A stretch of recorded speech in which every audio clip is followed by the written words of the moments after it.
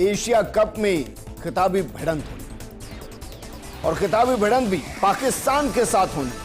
वो पाकिस्तान जिसको इसी एशिया कप में 2 बार बुरी तरह से हराया गया। लेकिन क्या वाकई में 41 साल के इतिहास में पहली बार दोनों टीमों के बीच जो फाइनल है उसमें क्या भारत इस खिताब को अपने नाम करेगा?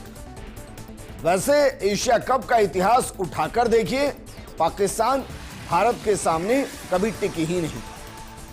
लेकिन जिस तरीके से अभिषेक शर्मा बैटिंग कर रहे हैं, क्या वो वहीं से शुरू करेंगे जहां पाकिस्तान के खिलाफ 2 मैचों में उन्होंने जबरदस्त बल्लेबाजी की? क्या शुभमन बिल्कुल उसी अंदाज में उनका साथ देते नजर आए?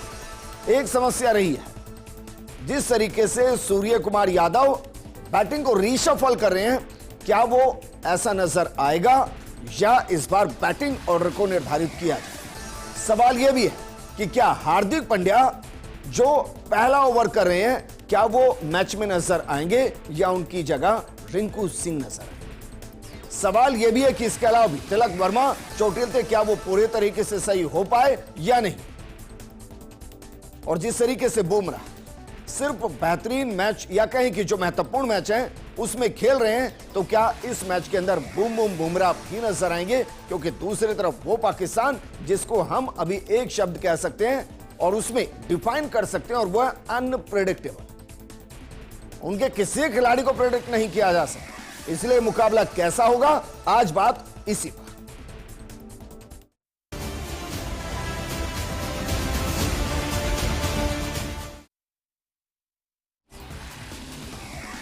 वैसे तो कहते हैं कि मुकाबला मैदान के अंदर होता है, लेकिन मैदान के अंदर जो खिलाड़ी होते हैं उनका अपना एक अनुभव होता है और उसी अनुभव के आधार पर विश्लेषण होता है। हमारे साथ मौजूद है अनिल सिन्हा जी, पूर्व रणजी खिलाड़ी हैं। सर बहुत स्वागत है आपका। हमारे साथ लोकेश जैन जी हैं, पूर्ण रणजी खिलाड़ी। सर आपका भी स्वागत है। और प्रकाश भंडारी जी, वरिष्ठ पत्रकार हमारे साथ हैं, और एक तरीके से लक्की चाम भी हमारे प्रकाश भंडारी। जिस मैच के अंदर वो स्टूडियो का हिस्सा हुआ है वो मैच हमारा जीते हैं, तो सर हम तो पूरी तरीके से आश्वस्त है कि आप हमारे स्टूडियो का हिस्सा है, मैच हम जीत गए। फिर भी आपको क्या लगता है सर, इस बार चुनौती क्या है? हार्दिक पांड्या का नहीं होना, आप इसको कितनी बड़ी चुनौती मानते हैं? और क्या आपको लगता है कि एक बॉलर को हम ऐड करेंगे या रिंकू सिंह को हम ऐड करेंगे? देखिए, पहले तो ये मान लिया जाए कि जो पहले 2 मुकाबले एशिया कप के अंदर भारत और पाकिस्तान के बीच में हुए हैं, उससे ये भिन्न मैच हुआ। देखिए, जुड़वा बच्चों के अंदर भी कुछ भिन्नता होती है, कुछ ऐसे कैरेक्टर्स होते हैं डीएनए के, वो उसको अलग करते हैं, बताते हैं कि ये कुछ अलग है, वो कुछ अलग है। तो ये तीसरा मैच जो होने वाला वैसे ही है। ये मैच जो है पिछले 2 मुकाबलों के मुकाबले ये बिल्कुल भिन्न होगा, ये आप मान के चलिए, क्योंकि दोनों ही टीमों ने। अच्छा, परिणाम तो सेम होगा ना, मुकाबला भिन्न कर लेते हैं। देखिए, परिणाम तो किसी तरफ भी जा सकता है, इसमें कुछ नहीं कह सकते। आज जो जज्बे से दोनों टीमें उतरेगी मैदान में, वो पहले 2 मुकाबले के मैच के जो संग्रहित शक्ति है उसका प्रदर्शन है। आज दोनों देशों के खिलाड़ी, न सिर्फ दोनों देशों के खिलाड़ी, दोनों राष्ट्रों के जो क्रिकेट के फॉलोअर्स हैं और प्रशंसक हैं, वो इस बात को देख रहे हैं कि साहब 2 बार तो भारत ने इसको हरा दिया, लेकिन पाकिस्तान की तरफ से ऐसे देखते हैं कि इस बार तो हमारी जीत है। मैं ये कह रहा हूँ कि ये जीत कहीं भी हो सकती है, किसी की तरफ जा सकती है, कि हार किसी की तरफ जा सकती है। लेकिन सबसे बड़ी बात जो है वो ये है कि ये मैच और 2 मुकाबलों के बीच मुकाबले थोड़ा सा भिन्न होगा। अब हार्दिक पांड्या की बात करते हैं, हमारी बड़ी डेप्थ है, हमारे टीम के अंदर बड़ी गहराई है। हमारे यहाँ एक ही टीम में 2-2, 3-3 हार्दिक पांड्या होते हैं। हमारी टीम के अंदर जो है कई शुभमन गिल हैं जी। तो हमारी टीम का जो स्ट्रेंथ है, हमारी जो शक्ति है, वो कभी भी कहीं भी किसी तरह से वो जब जरूरत पड़ती है उसका उपयोग करने की जाती है। ठीक है सर, लेकिन मुझे लगा है कि कुछ मैचों में फंसे हुए नजर आए। लोकेश जैन जी इस बात से सहमत भी करेंगे। लोकेश जी, मैं 3 खिलाड़ी चूज करता हूं। हमारी टीम का असला बहुत जी, शुभमन गिल, अभिषेक और तिलक वर्मा, इन तीनों को मैं देख रहा हूं कि वो लगातार रन कर रहे हैं। उसके अलावा तो लगभग सब अनप्रेडिक्ट है। सूर्य कुमार यादव खुद ही बैटिंग नहीं कर पा रहे हैं। क्या ये चुनौती है या आज आपको लगता है कि नहीं, आज भारतीय टीम एक अलग मूड में होगी, वो मूड जो पहले से सोचकर बैठेंगे हम जीत चुके हैं और उसमें जिम्मेदारी के साथ खेल रहे हैं। देखिए ऐसा नहीं है, आज फाइनल मैच है, इंडिया पाकिस्तान का बहुत बड़ा मैच है और ऐसा नहीं दोनों टीमों पर प्रेशर रहेगा। और अभी जो अभिषेक शर्मा जिस वजह से बैटिंग कर रहे हैं, बहुत ही शानदार बैटिंग कर रहे हैं और काफ़ी अच्छी बैटिंग कर रहे हैं वो लोग। और हार्दिक पांड्या ऐसा नहीं है। बड़ी खबर का रुख करते हैं, भारत ने टॉस जीता है और भारत ने टॉस जीता है तो हम मानकर चल रहे हैं कि वो शायद पहले बॉलिंग लेंगे। और हां, उन्होंने पहले गेंदबाजी ली है, इस वक्त की बड़ी खबर। और लोकेश जी, क्योंकि मैं इसीलिए कह रहा हूं कि भारत अपनी बैटिंग लाइन को ज्यादा ट्रस्ट करता है, क्या यही वजह है कहीं कि बॉलिंग को उससे ज्यादा ट्रस्ट करता है, इसलिए वो सोच रहा है कि कम रन पर पहले पाकिस्तान को ढेर किया जाए, फिर आराम से मैच को एंजॉय किया जाए? देखिए ऐसा नहीं है, अभी ड्यू फैक्टर भी है, रात का मैच है, तो जो भी टीम टॉस जीतती वो फील्डिंग ही लेती, तो ड्यू फैक्टर है, तो इंडिया ने सही डिसीजन लिया, पहले फील्डिंग ली। तो आपको क्या लग रहा है सर, क्योंकि अभी तक तो हार्दिक पांड्या ओपन कर रहे थे, अब पहला ओवर कौन करेगा? लोकेश जी, अभी तक देखिए ये शिवम दुबे है टीम में, उन्होंने भी लास्ट टाइम अच्छी बॉलिंग करी, विकेट लिए। अब पहला ओवर उनसे कराएंगे, हो सकता है। अनिल सिन्हा जी? सर अभी तो अपने को हार्दिक पांड्या का रिप्लेसमेंट अभी तक नज़र नहीं आया है और इसलिए मैं तो उम्मीद करता हूँ कि पहला ओवर अगर हार्दिक पांड्या नहीं है जो कि एक्सपीरियंस बॉलर थे जी, तो मेरे हिसाब से बुमराह के साथ जाना चाहिए, ताकि अगर आपको पहले ओवर के अंदर ही ब्रेक थ्रू मिले तो ये आपकी एक साइकोलॉजिकली जीत होगी।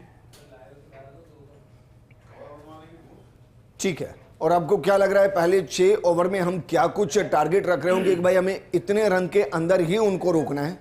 पहले 6 ओवर के अंदर, पहले 6 ओवर में अगर हम पाकिस्तान को नॉट मोर देन अगर 40 रन से ज़्यादा बनाने देंगे तो ये हमारी मोरल बहुत बड़ी जीत होगी, क्योंकि बाद के अंदर जो हमारे 2 स्पिनर्स हैं वो अभी पूरे टूर्नामेंट में बहुत सी बॉल डाल रहे हैं और बड़ा ग्राउंड होने के कारण स्पिनर्स अपना बहुत बड़ा रोल प्ले करेंगे और हम काफ़ी शॉर्ट स्कोर पर उनको रोक सकते हैं। भारत की प्लेइंग 11 आ चुकी है। भारत के प्लेइंग 11 में अभिषेक शर्मा है, शुभमन गिल है, सूर्य कुमार यादव है, तिलक वर्मा है, संजू सैमसन है, शिवम दुबे है, रिंकू सिंह है, अक्षर पटेल, कुलदीप यादव, जसप्रीत बुमराह, वरुण चक्रवर्ती। तो सर अनिल सर, मुझे लगता है कि रिंकू सिंह ने रिप्लेस किया है। बहुत महत्वपूर्ण बात बताऊं, आज ही नई भारतीय क्रिकेट कंट्रोल बोर्ड की नई चयन समिति का गठन हुआ है जी। अजीत आगरकर वापस समिति में आए हैं और उसमें सबसे बड़ी बात है कि ये जो 11वां जो चुना गया है रिंकू सिंह, इसका आदेश मुंबई से गया है ये वहाँ दुबई से नहीं हुआ है। जब सिलेक्शन कमेटी बन गई 2-3 घंटे हो गए इस बात को, और जब टीम सबमिट करनी पड़ती है उसके पहले ही आगरकर के नेतृत्व वाली चयन समिति का पूरा प्रभाव है टीम में। और तो सर ये भी बता दीजिए फिर नाम किसका कटा है?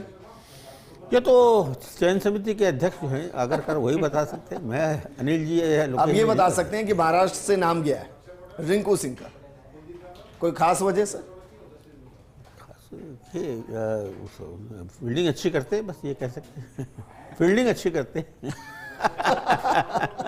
सिद्धार्थ महान हमारे साथ जुड़ गए, हमारे खेल एक्सपर्ट। सिद्धार्थ, हार्दिक पांड्या को मिस करेंगे उनकी बॉलिंग की वजह से भी, उनकी बैटिंग की वजह से भी और उनके पॉजिटिव एटीट्यूड की वजह से भी, लेकिन उनको रिप्लेस कर रहे हैं रिंकू सिंह, जिन्हें हम छक्कों का मास्टर कहते हैं। क्या वाकई में आपको लगता है कि रिंकू सिंह की बैटिंग आएगी? क्योंकि मैं अज्यूम नहीं कर रहा हूं, भारत पहले बॉलिंग कर रही है, प्रेशर पाकिस्तान पर है, क्या वाकई में इतना बड़ा स्कोर हो जाएगा कि रिंकू सिंह तक बैटिंग करने आ जाए? उम्मीद तो यही करता हूं कि रिंकू सिंह क्या सूर्य कुमार यादव तक की बैटिंग नहीं आए, पर ऐसा होता नहीं है। उम्मीद तो हम यही करते हैं कि 10 विकेट से जीते और कम से कम रनों पे उनको आउट करे पाकिस्तान को। बट रियलिस्टिकली मुझे ये टीम में इम्बैलेंस थोड़ा सा ज्यादा लग रहा है। पता नहीं क्यों ये एक लेंथ बढ़ाने के लिए बैटिंग लाइनअप की शिवम दुबे को लाया जा रहा है वापस। अगर हार्दिक पांड्या अवेलेबल नहीं थे आज इंजरी के कारण, तो अर्शदीप सिंह ने पिछले मैच में अपने बैकएंड स्पेल्स में दिखाया कि वो बहुत अच्छी बॉलिंग करते हैं। अर्शदीप सिंह को होना चाहिए था। मुझे समझ नहीं आ रहा कि ओपन बॉलिंग अभी शिवम दुबे से करवाएंगे या फिर स्पिनर से स्टार्ट करवाएंगे।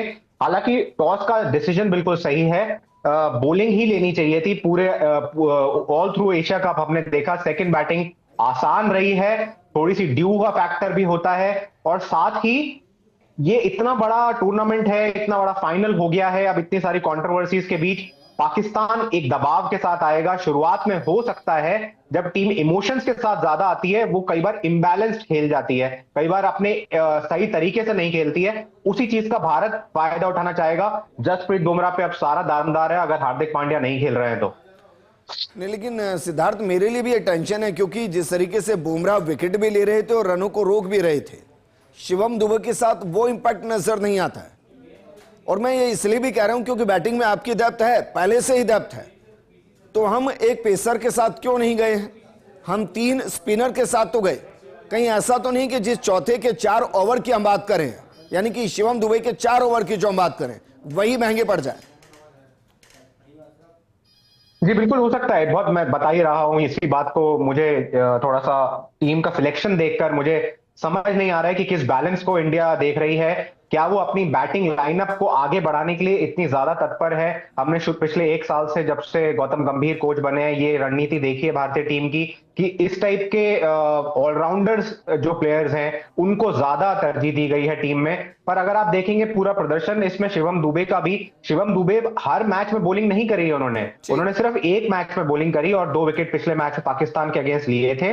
बट क्या आप उन्हें 4 के 4 ओवर करवा पाएंगे? क्योंकि अब तो आपके पास फ्रंट लाइन तो सिर्फ 4 ही बॉलर हैं, जसप्रीत बुमराह और आपके 3 स्पिनर्स। तो आपको शिवम दुबे को 4 ओवर करवाने ही पड़ेंगे, और साथ ही आपको बैंक करना पड़ेगा कि आपके जो बाकी सारे जो बॉलर्स हैं, जो बाकी जो 4 फ्रंट लाइन बॉलर्स हैं, वो अपना बेहतरीन प्रदर्शन दें। अगर हल्का सा भी एक भी बॉलर का अगर दिन थोड़ा सा हल्का जाता है तो आपको रिलाय करना पड़ेगा अपने पार्ट टाइम स्पिनर्स पर, जो कि तिलक वर्मा है, अभिषेक शर्मा है। वो बहुत अच्छी रणनीति नहीं है।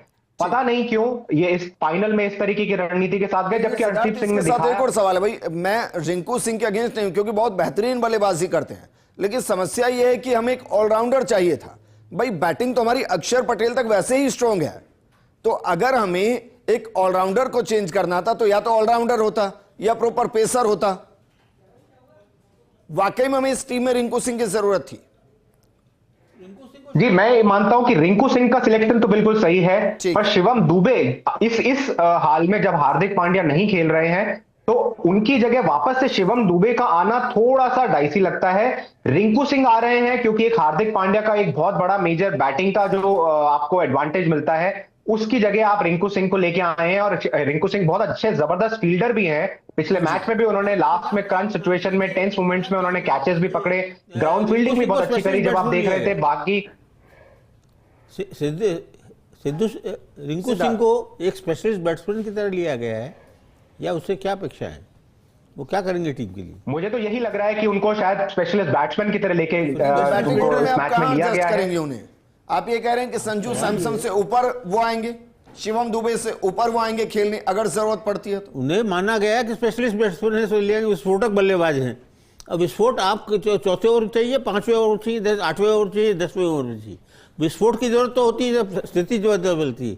आपके जैसे सिचुएशन होता है, टीम ही पूरी विस्फोटक है भाई। रोक कर कौन खेल? विस्फोटक बल्लेबाजी तो करिए, पूरी टीम ही विस्फोटक है। लेकिन सवाल ये है कि आप उनके रिंकू सिंह का विस्फोट जो है कब फूटेगा?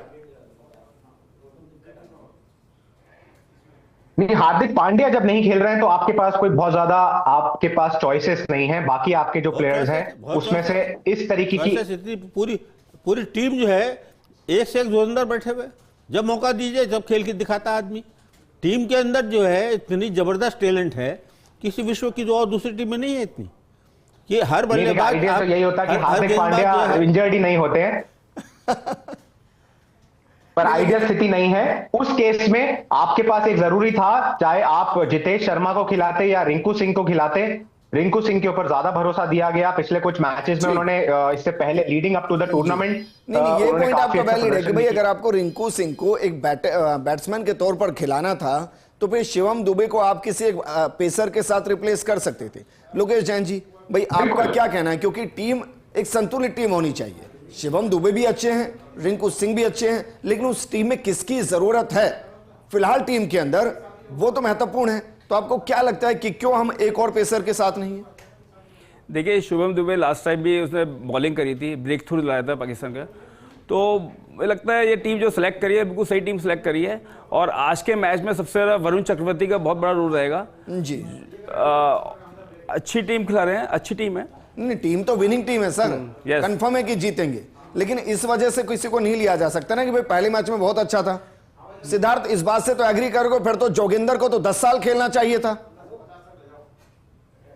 बिल्कुल बिल्कुल, एक बॉलर की आपको क्लियर कमी दिख रही है, चाहे आप रिंकू सिंह को नहीं लें, आप जितेश शर्मा को ले लें बैटिंग के लिए, बट आप अर्शदीप सिंह इस मैच में, अगर हार्दिक पांड्या नहीं खेल रहे हैं तो अर्शदीप सिंह का खेलना बहुत जरूरी था। आपके पास अब क्लियर सिर्फ 4 ही फ्रंटलाइन बॉलर्स हैं। शिवम दुबे अपना स्पेल करें, चाहे बाकी के पार्ट टाइम स्पिनर्स अपना स्पेल करें, आपके लिए अब 5वां बॉलर एक परेशानी है और उसके लिए बहुत जरूरी दबाव भी पड़ता है। बाकी आपके मेन बॉलर पे भी दबाव पड़ता है कि उनको अपने हर ओवर को बेहतरीन करना होगा। जरा सा भी एक ओवर खराब होता है तो आपके पास कोई बैकअप नहीं है। बात है अनिल सिन्हा जी, भाई इस बात से तो आप भी एग्री करेंगे, क्योंकि देखिए हमें छठे बॉलर की जरूरत अगर पड़ती है तो हमारे पास कितने ऑप्शन है। तिलक वर्मा है हमारे पास, अभिषेक शर्मा हमारे पास, खुद सूर्य कुमार यादव को बॉलिंग करते हुए हमने देखा है। तो हम 5 बॉलर के साथ जो बॉलर जिनको हम ट्रस्ट करें, क्योंकि T20 मैच में 4 ओवर एक बड़ा गैप क्रिएट करते हैं सर। नहीं, आप सही कह रहे हैं, लेकिन मैं यहाँ पे एक चीज़ से बहुत बड़ा फेवर हो गया है कि इंडिया टॉस जीती है। रिंकू सिंह के ऊपर अपना डिस्कशन हो रहा है। अगर आप अपना पूरा बैटिंग ऑर्डर देखें पिछले सारे इस पूरे टूर्नामेंट में, तो जितने कॉन्फिडेंटली बैटिंग अभिषेक शर्मा कर रहे हैं उसके अलावा कोई भी नहीं कर रहा है। ठीक बात है। दूसरी चीज़ आप खुद कह रहे हैं कि Rinku Singh is the match finisher, मतलब he is the hard hitting batsman. तो इन्होंने एक चांस लिया है कि बाय दी वे ऐसी कोई स्थिति आती है कि भाई आपको मैच फिनिश करना है और आपके कोई बीच में सूर्य कुमार नहीं कर रहे हैं या शिवम दुबे नहीं चलते हैं या आपके संजू सैमसन नहीं चलते हैं, तो it be a very crucial batsman रहेंगे मेरे हिसाब से इस मैच में। सेकेंडरी चीज़ कि जो मोस्ट इम्पोर्टेंट आपने बॉलिंग के लिए बोला है, तो अपने पास में जो 2-3 स्पिनर्स ऐसे हैं जो कि पावर प्ले में बॉल डाल सकते हैं, तो इसलिए आपको अपन रिलाय खाली शिवम दुबे पे कर रहे हैं ऐसा मैं नहीं मान रहा हूँ। क्योंकि जैसा आपने खुद तीसरा चौथा ओवर हो सकता है स्पिनर फेंके। हाँ, मैं वही कह रहा हूँ, तो क्योंकि ग्राउंड बहुत बड़े हैं और उसमें चांसेस है वरुण चक्रवर्ती फेंके। यस, वरुण चक्रवर्ती डाल सकते हैं, इवन आपके अक्षर डाल सकते हैं। और सबसे बड़ी चीज़ है कि जो लॉन्ग बड़े ग्राउंड होने से इन्होंने चांस लिया है कि माइट भी अभिषेक और वो बॉल डाल के उसको ट्रैप किया जा सकता है। ठीक है, एक छोटे से ब्रेक के लिए यहां रुक रहे हैं, क्योंकि उसके बाद नॉन स्टॉप वो ड्रामा शुरू होगा जिसमें पाकिस्तान बस ये देखता रहेगा कि भारत इस मैच को किस तरीके से जीतने की तरफ लेकर जा रहा है। एक अगले 10 मिनट के अंदर महामुकाबला शुरू होगा, जिसके बाद ये तय होगा कि एशिया कप का खिताब किसके पास आएगा। और हमारे पास कोई कंफ्यूजन नहीं है, हम जानते हैं कि तिरंगा ही लहराएगा, चाहे वो सरहद हो या फिर ये ग्राउंड हो। पाकिस्तान से जहां भिड़ेगा भारत वहां पाकिस्तान हारेगा, लेकिन कितने बड़े अंतर से हारेगा बस ये टिका हुआ है इस पूरे मुकाबले के अंदर। हमारे साथ अनिल जी जुड़े हुए हैं, लोकेश जी जुड़े हुए हैं, प्रकाश भंडारी जी जुड़े हैं और सिद्धार्थ महान जुड़े हुए हैं। सिद्धार्थ, आपके साथ मैं शुरू करना चाहूंगा, क्योंकि अब हमें भी मैच देखना है। तो बताइए हम किस स्कोर के लिए मैच देखें, पाकिस्तान कितना स्कोर कर पाएगा। और हम यहां डिस्कस कर रहे थे ब्रेक में कि भाई पहला ओवर कौन फेंकेगा। हम सब मानकर चल रहे हैं बुमराह सेकंड ओवर करेंगे, तो पहला ओवर कौन करेगा? कोई स्पिनर कर सकता है? बिल्कुल हो सकता है कि वरुण चक्रवर्ती से स्टार्ट करवाया जाए। अगर बुमराह मना कर दें कि वो फर्स्ट ओवर नहीं करना चाहते हैं तो जरूर हो सकता है कि वरुण चक्रवर्ती से पहला ओवर करवाया जा सकता है। और मुझे लगता है कि 160 से ऊपर होते ही भारत के लिए ये चेज मुश्किल होता चला जाएगा। मैं हालांकि इस समय ये देख रहा हूं कि 150-145 के आसपास का एक स्कोर जो पाकिस्तान शायद बनाए, और चाहता जो मेरी खुद की इच्छा है वो ये है कि कम से कम 100 रन के अंदर ही आउट हो जाए। बट रियलिस्टिकली मुझे ऐसा लगता है कि करीब करीब 145-150 के आसपास अगर भारत अच्छी बॉलिंग करता है तो पाकिस्तान बना पाएगा, जिसको भारत आसानी से चेज करेगा। ठीक है, अनिल सिन्हा जी, आपको क्या लगता है स्कोर बोर्ड पर स्कोर क्या रहेगा 20 ओवर के बाद? मैं सहमत हूँ। स्कोर जैसा उन्होंने कहा कि 160 से ऊपर हम डिफिकल्ट रहेंगे, लेकिन स्कोर मेरे हिसाब से 150 के आसपास ही रहेगा। एक मोस्ट इंपॉर्टेंट चीज़ मैं नोट कर रहा हूँ कि जैसे अपन प्लान कर रहे हैं हो सकता है कि पाकिस्तान वाले भी प्लान करें, क्योंकि पाकिस्तान का जो ऊपर का बैटिंग ऑर्डर है उनकी स्ट्राइक रेट इतनी अच्छी नहीं है, लेकिन जो पीछे लोअर बैटिंग ऑर्डर है जिन्होंने रन भी किए हैं और उनके स्ट्राइक रेट 130 से 140 के आसपास है लास्ट 2 बैट्समैन की। हो सकता है कि आज वो गेम्बल खेल के उन दोनों को ऊपर लेके इंडिया के जो पावर प्ले को यूज़ कर सकते हैं, जो कि वो पिछले 2 मैचों में अपने अगेंस्ट नहीं कर पाए। ये तो सही कह रहे हैं सर, गैम्बलर तो हैं वो। हाँ, मेरे को उम्मीद और है प्लान करके तो करगिल भी आए थे, वो क्या हुआ था सर? नहीं, लेकिन वो एक एडवांटेज ले सकते प्लानिंग हैं। कागजों पर ही होती है सर। नहीं, कागजों नहीं सर, मैं रिकॉर्ड्स की बात बोल रहा हूँ। आप जानते हैं, मैं उनकी मीडिया को देख रहा था, इंटरेस्टिंग चीज देखिए, वो क्या कह रहे थे? वो कह रहे थे कि भारत के अंदर उस ग्राउंड के अंदर एक एक खिलाड़ी के लिए दो दो पुजारियां पंडित हैं जो मंत्र उच्चार कर रहे हैं। अगर यही मैच पाकिस्तान में हो गया होता तो हम चार चार मौलवी बैठा देते, फिर देखते क्या होता। वहां की मीडिया भी इस तरीके की ट्रीट करती है। मैं आपकी बात से सहमत हूँ, लेकिन वो एडवांटेज ले सकते हैं। नहीं नहीं, ऐसा नहीं, जिस तरह हमारे यहाँ सर ऐसा नहीं। क्या होता है कि हमेशा कहते हैं ना कि भाई दो चार तिनके ही सब चीजों को बर्बाद कर देते हैं, ऐसे हर जगह होते हैं। मैं आपको ये कहना चाहूंगा कि 180 अगर पाकिस्तान ने बना लिया। कितना? 180 रन। कितना सर? 180। मैं फिर पूछ रहा हूं सर, कितना? मैं बता रहा हूं कि 180 अगर पाकिस्तान ने बना लिया तो भारत के लिए बहुत मुश्किल काम हो जाएगा, ये बता दूं। मैं यकीन से कह रहा हूं, अगर ये प्रोग्राम पाकिस्तान में किसी ने देख लिया ना, वो आपकी क्लिप काट के अभी से वायरल कर देंगे।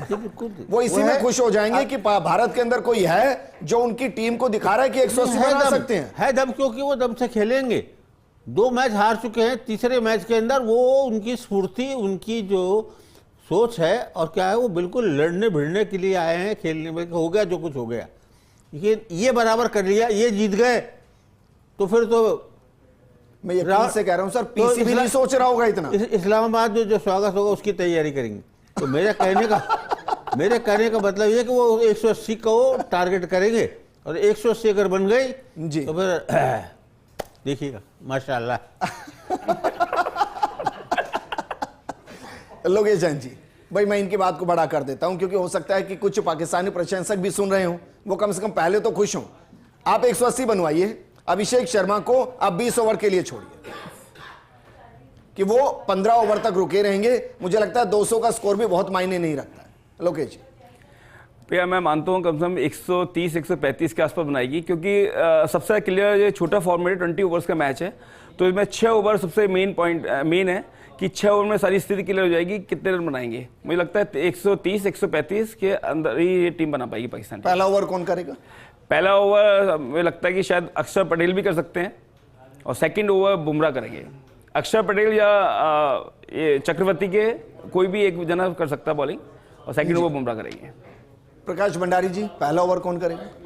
सर ये कहना मतलब ये देखिए, वहाँ कौन से किस एंड से बॉलिंग हो रही है हमें पता नहीं, किस एंड से दूसरे एंड पे कौन बॉलर तैयार हुआ, पहले ओवर के बाद सेकंड ओवर कौन करेगा, ये सब मैदान की बातें हैं, इससे हमें लेकिन हमें ये पता है सर कि वो 180 रन बना देंगे। लेकिन सवाल ये है कि कोई भी कप्तान पहले ओवर में विकेट लेना चाहेगा, कोई भी कप्तान पहले ओवर में लेकर, तो जो कप्तान हैं वो अपनी तरफ से उसी गेंदबाज को उतारेंगे जो पहले ही ओवर से थोड़ा सा दबाव बनाना शुरू करे। आप कह रहे हैं बुमराह करेगा, सीधा कहिए ना सर, आप कह रहे हैं बुमराह करेगा। ऐसा नहीं कह सकते, बराबर वाली जो दूसरे गेंदबाज उनको कम कैसे आके हम, वही बराबर विकेट लेगा, जो विकेट लेगा वो कामयाब है। देखिए जो पहले मारे सुमीर, भारतीय सारे पहला ओवर बेहतरीन मान रहे हैं, पहला मार जो पहला है वो पहले ही होता है, तो पहला जो है पहले मारे जो मीर। सिद्धार्थ भाई, एक आधा तो होना चाहिए ना जो उनकी तरफ से भी बात करे, नहीं तो ऐसा लगेगा ना कि हम तो एक तरफा बात कर रहे हैं। लेकिन वो देखिए बहुत स्मार्ट हैं प्रकाश भंडारी जी। वो कह रहे हैं कि हमारे सारे बॉलर इतने बेहतरीन है, कोई फर्क नहीं पड़ता, किसी के हाथ में बॉल दे दीजिए। फिर कह रहे हैं 180 भी बन सकते हैं। देखिए ऐसा जब मैदान में मैं तो चाहूंगा आज की प्रकाश भंडारी जी की ये बात ना, जो पहला उन्होंने बोला कि वो पाकिस्तान के प्लेयर्स लड़ने भिड़ने आएंगे, वो पूरा 2 मैच हार चुके हैं, मैं चाहता हूं कि वो इसी स्पिरिट से खेले। हम इतने भावुक हो जाते हैं कि क्रिकेट को खेल नहीं मानते। जो जीते आज जो जीतेगा वो क्रिकेट जीतना, आज जो जीतेगा वो क्रिकेट जीतना चाहिए। क्रिकेट कब जीतता है? आकलन भावुकता के आधार पर नहीं होता है। जब मेरा आकलन होता है कि भाई अगर सचिन तेंदुलकर के सामने, मैं चाहता हूं कि पाकिस्तान की टीम उस भावुकता के साथ ही खेले, उसी स्पिरिट के साथ खेले, क्योंकि पाकिस्तान की टीम जब भी इस स्पिरिट से आके खेलती है तब वो क्रिकेट नहीं खेलते हैं, वो स्ट्रैटेजी नहीं लगाते हैं, दिमाग का कम इस्तेमाल होता है, और इमोशंस जब आ जाते हैं आपके गेम में वो आपको पीछे ले जाते हैं। ये आप पूरे वर्ल्ड कप की हिस्ट्री देखते आ रहे हैं, आज तक वो ओडीआई वर्ल्ड कप में इंडिया से नहीं जीते हैं, T20 वर्ल्ड कप्स में इंडिया से नहीं एक बार जीते हैं, 2021 में उसका ढिंडोरा वो आज तक पीट रहे हैं। पिछले 7-8 मुकाबले जो हुए हैं उसमें भारत लगातार हरा रहा है। उसका कारण ही यही है कि पाकिस्तान हर बड़े मैच में भावुक होकर आता है लड़ने की एक रणनीति के साथ आता है, रादर देन कि क्रिकेट हम अच्छे से खेलें, अपने आप को बैक नहीं करते। तो मैं तो चाहूंगा कि पाकिस्तान इस इमोशन से आके खेले जो भारत के लिए फेवर में रहेगा। चलिए सिद्धार्थ, शुक्रिया हमारे साथ जुड़ने के लिए। अनिल सिन्हा जी, लोकेश जी और प्रकाश भंडारी जी, आपका भी शुक्रिया। आज हमारा कोई एनालिसिस नहीं, हम ये भी नहीं कहेंगे कि भाई 20 ओवर में इतने रन बन सकते हैं, पर ये जरूर कहेंगे आपको कि भारत इस मैच को जीत रहा है, टूर्नामेंट जीत रहा है, क्योंकि पूरा हिंदुस्तान यही चाहता है।